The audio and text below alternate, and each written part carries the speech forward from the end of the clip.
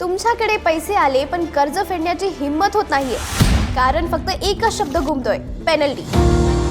कर्ज लवकर फेडणं चूक आहे का? आरबीआयचं उत्तर 2026 मध्ये सगळं बदलून टाकणार आहे. 3 ते 4% पेनल्टीमुळे लाखो रुपये वाया जात होते, पण आता आरबीआयने थेट नियम बदलले आहेत.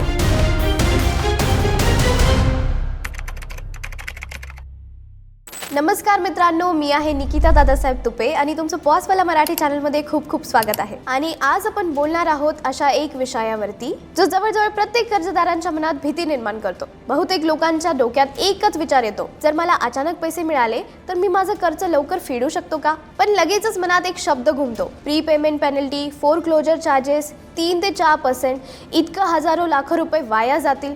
म्हणून अनेक लोक असे ठरवतात, लोन टेन्युअर संपूपर्यंत थांबूया आणि नंतर बघूया.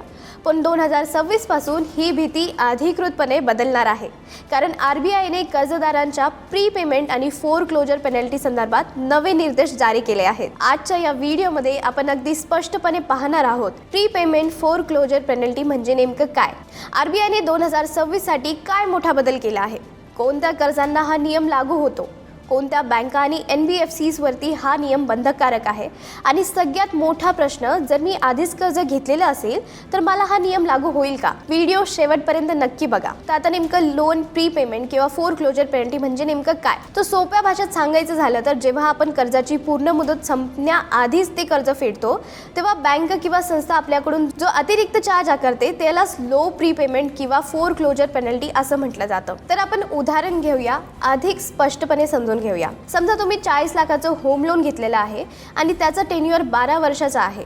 सुरुवातीचे काही वर्ष तुम्ही नियमितपणे EMI भरत राहतात आणि 6 वर्षानंतर तुमच्या कर्जावर अजून सुमारे 20 लाखा इतकं रक्कम बाकी आहे. अशा वेळी अचानक तुमच्या आयुष्यात एखादी चांगली आर्थिक संधी येते.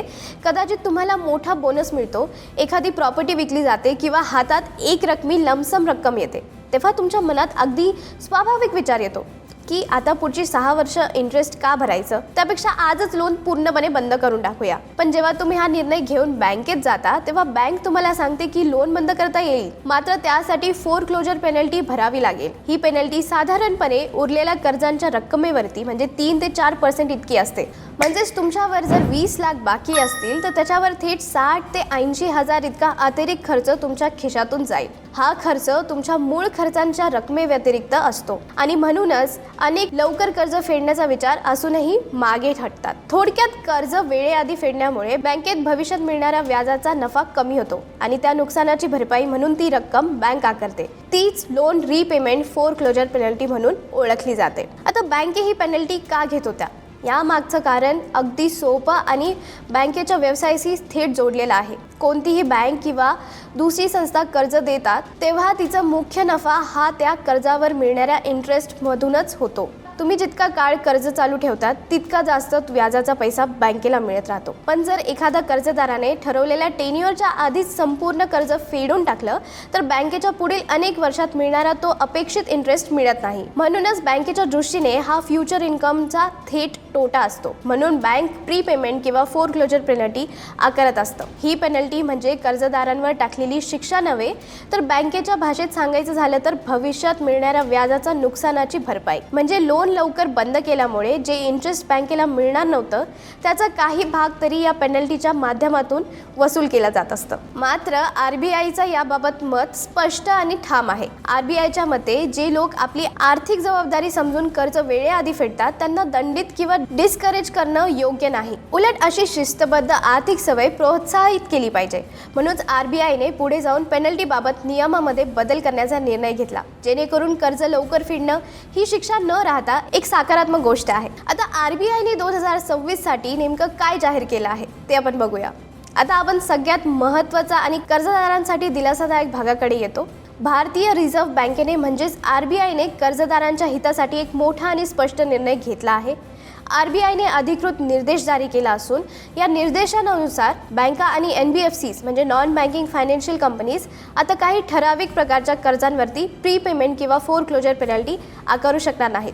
म्हणजे जर कर्जदारांनी आपले कर्ज ठरवलेल्या कालावधी आधी फेडण्याचं ठरवलं तर त्याला अतिरिक्त दंड भरावा लागू नाही. तर हा नियम कधीपासून लागू होणार आहे? हा बदल 1 जानेवारी 2026 पासून अधिकृतपणे लागू होत आहे. याचा अर्थ असा आहे की 2026 नंतर कर्जदारांनी लवकर कर्ज फेडण्याचा निर्णय घेतला तर केवळ पेनल्टीच्या भीतीने त्यांना मागे हटावं लागणार नाही. आता हा निर्णय अचानक घेतलेला नाही, तर तो RBIच्या दीर्घकालीन धोरणांना एक महत्त्वाचा भाग आहे. RBIचा स्पष्ट फोकस आहे ट्रान्सपरंट लीडिंग, म्हणजे कर्जांच्या अटी शर्ती पूर्णपणे पारदर्शक असाव्यात आणि कर्जदारांना कुठलाही लपवलेला किंवा अनावश्यक अडथळे सहन करावे लागणार नाही. यासोबतच RBIने बॉरो फ्रेंडली पॉलिसीवरती भर देत आहे, ज्या कर्जदारांना अधिक स्वातंत्र्य, सुरक्षितता आणि आत्मविश्वास देतील. सगळ्यात महत्त्वाचं म्हणजे RBIला असं वाटतं की लोकांनी आपली आर्थिक स्थिती दाखवत कर्ज लवकर फेडणं ही एक चांगली गोष्ट आहे.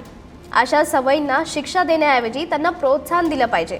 म्हणूनच 2026 पासून लागू होणारा हा नियम कर्जदारांसाठी एक मोठा दिलासा ठरू शकतो. आता फ्लोटिंग वर्सेस फिक्स्ड इंटरेस्ट याबाबत आपण बोलूया. आता इथे अनेक लोक गोंधळतात, म्हणून हा मुद्दा नीट आणि स्पष्टपणे समजून घेणं फार गरजेचं आहे. RBIने 2026 साठी जाहीर केलेला प्रीपेमेंट फोरक्लोजर पेनल्टी संदर्भात नियम फक्त आणि फक्त फ्लोटिंग इंटरेस्ट रेट लोनसाठीच लागू आहे. म्हणजे तुमचं कर्ज जर फ्लोटिंग रेटवर असेल तरच तुम्हाला या नियमाचा थेट फायदा मिळणार. फिक्स्ड इंटरेस्ट लोनसाठी हा नियम लागू होत नाही आणि अशा कर्जांवर बँक पूर्णपणे पेनल्टी आकारू शकतात. सोप्या भाषेत फरक समजून घेऊया. फ्लोटिंग इंटरेस्ट रेट म्हणजे असा व्याजदर जो RBIच्या रेपो रेटमध्ये बदल झाला की वाढतो किंवा कमी होतो. RBIने व्याजदर कमी केला तर तुमच्या कर्जाचा इंटरेस्ट कमी होऊ शकतो आणि RBIने दर वाढवले तर ती वाढू शकते. दुसरीकडे फिक्स्ड इंटरेस्ट रेट म्हणजे कर्ज घेताना जो व्याजदर ठरतो तो संपूर्ण टेन्युअरसाठी तसाच राहतो. RBIने रेपो रेट बदलला की तुमचा EMI किंवा इंटरेस्टवर त्याचा थेट परिणाम होत नाही. म्हणूनच निष्कर्ष अगदी स्पष्ट आहे. जर तुमचं कर्ज फ्लोटिंग रेटवर असेल तर 2026 पासून फोरक्लोजर पेनल्टी आकारली जाणार नाही. पण जर कर्ज फिक्स रेटवर असेल तर पेनल्टी लागू राहण्याची शक्यता आहे. कारण RBIचा नवीन नियम फिक्स रेट लोनसाठी नाही. त्यामुळे कर्ज घेताना किंवा आधीच घेतलेल्या कर्जांकडे पाहताना तुमचा इंटरेस्ट टाईप कोणता आहे हे तपासणं खूप महत्त्वाचं असतं. आता कोणत्या बँक आणि NBFC वरती हा नियम लागू आहे या संदर्भातही RBIने कुठलेही संभ्रम ठरवलेला नाही. हा नियम सर्व RBI रेग्युलेटेड एंटिटीज वरती बंधनकारक आहे. जी बँक किंवा दुसऱ्या संस्था RBIच्या नियंत्रणाखाली येते तिला हा नियम पाळावाच लागणार आहे. यामुळे सरकारी म्हणजेच पब्लिक सेक्टर बँक जसे की SBI, PNB आणि इतर बँका येतात.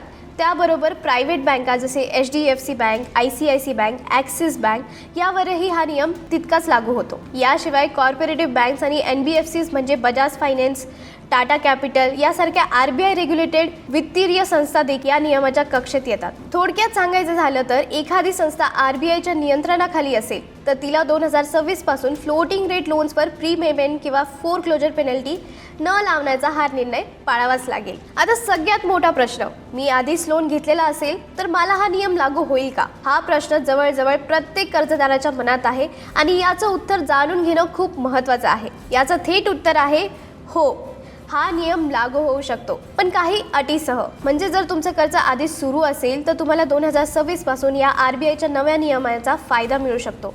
मात्र तो आपोआप मिळेल असं समजून घेऊ नका. जर तुमचं लोन सध्या चालू असेल तर 1 जानेवारी 2026 नंतर तुमच्या बँक किंवा NBFC कडे जाऊन नव्या RBI निर्देशानुसार तुमच्या कर्जाच्या अटी शर्ती जसं टर्म्स अँड कंडिशन्स अपडेट करण्याची अधिकृत मागणी करू शकता.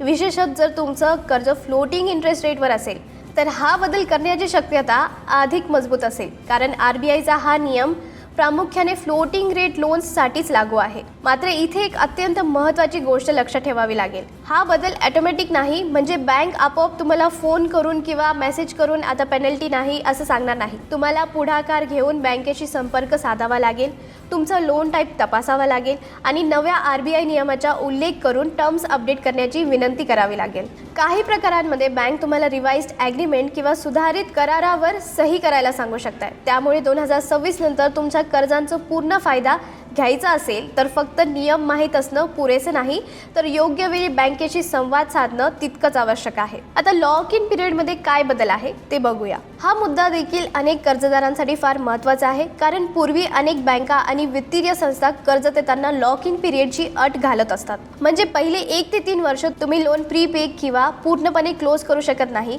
किंवा केलं तरी मोठी पेनल्टी भरावी लागेल अशी स्पष्ट अट करारामध्ये लिहिलेली असते. त्यामुळे जरी कर्जदारांकडे पैसे असले तरी लॉक इन पिरियडमुळे तो कर्ज लवकर फेडू शकत नव्हता आणि नाईलाजाने इंटरेस्ट जास्त भरावं लागायचं. मात्र या बाबतीत RBIची भूमिका आता स्पष्ट आणि ठाम आहे.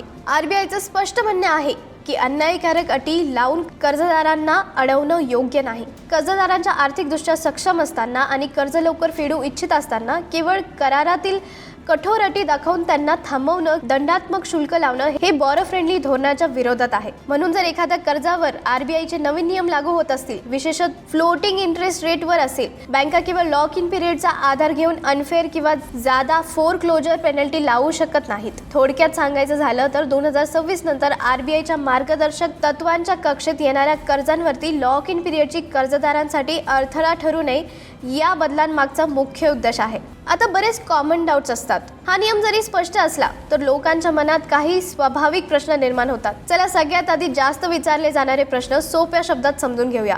जर तुम्ही 2025 मध्ये लोन घेतला असेल तर घाबरण्याचं कारण नाही, कारण 1 जानेवारी 2026 नंतर तुमची बँका किंवा NBFC कडे जाऊन नव्या RBI नियमानुसार रिवाइज टर्म ऑप्ट करण्याची मागणी करू शकतात. म्हणजे कर्ज आधी घेतलेलं असेल तर 2026 पासून तुम्हाला या नियमाचा फायदा मिळण्याची संधी आहे. दुसरा महत्त्वाचा प्रश्न म्हणजे पार्शियल प्रीपेमेंट. अनेक लोक एक रकमी पूर्ण कर्ज फेडत नाही, तर मध्ये मध्ये थोडी रक्कम भरून लोन अमाऊंट कमी करतात. अशा वेळी जर तुमचं कर्ज फ्लोटिंग इंटरेस्ट रेटवर असेल तर पार्शियल प्रीपेमेंटवर कोणतीही पेनल्टी आकारली जाणार नाही. मात्र जर कर्ज फिक्स इंटरेस्ट रेटवर असेल तर परिस्थिती वेगळी आहे. अशा कर्जांवरती RBIचा हा नवीन नियम लागू होत नाही. त्यामुळे बँका किंवा NBFC प्रीपेमेंट किंवा फोरक्लोजर पेनल्टी आकारू शकतात. म्हणून फिक्स रेट लोन घेतलेल्यांनी आपल्या लोन ॲग्रीमेंटमधील अटी नीट तपासणं आवश्यक आहे. आणखीन एक सामान्य शंका म्हणजे NBFC कर्जाबद्दल. याचं उत्तर स्पष्ट आहे. जर तुमचं लोन अशा NBFC कडून घेतलेलं असेल जी RBI रेग्युलेटेड असेल तर फ्लोटिंग रेट लोन असल्यास हा नियम तिथेही लागू होतो. आता RBIने हे नियम का आणले, तर या सगळ्या चर्चेचा सारांश एकदम स्पष्ट आहे. 1 जानेवारी 2026 पासून RBIच्या नव्या नियमानुसार फोरक्लोजर किंवा प्रीपेमेंट पेनल्टी बाबत मोठा दिलासा मिळणार आहे. आता कर्ज लवकर फेडण्याचं ठरवलं तर पेनल्टीच्या भीतीने मागे हटण्याची गरज नाही. विशेषतः जे लोक जबाबदारीने पैसे जमवून आपलं कर्ज वेळेआधी संपवून इच्छितात त्यांच्यासाठी हा बदल अत्यंत फायदेशीर ठरणार आहे. मात्र इथे 2 गोष्टी स्पष्टपणे लक्षात ठेवणं खूप गरजेचं आहे. पहिली म्हणजे हा फायदा फक्त फ्लोटिंग इंटरेस्ट रेट लोनसाठीच लागू होत आहे. फिक्स्ड इंटरेस्ट रेट लोन असतील तर त्यावर पेनल्टी लागू राहण्याची शक्यता आहे. दुसरी महत्त्वाची बाब म्हणजे एक्झिस्टिंग लोनसाठी हा बदल आपोआप लागू होत नाही. 2026 नंतर तुम्हाला पुढाकार घेऊन बँक किंवा NBFCशी संपर्क साधावा लागेल आणि नव्या RBI नियमानुसार तुमच्या कर्जांच्या अटी अपडेट करून घ्याव्या लागतील. जर तुम्हाला ही माहिती आवडली असेल तर तुमच्या फ्रेंड्स आणि फॅमिलीला नक्की शेअर करा आणि बॉसवाला मराठी चॅनलला सबस्क्राईब करायला विसरू नका. बॉसवाला, बी द बॉस.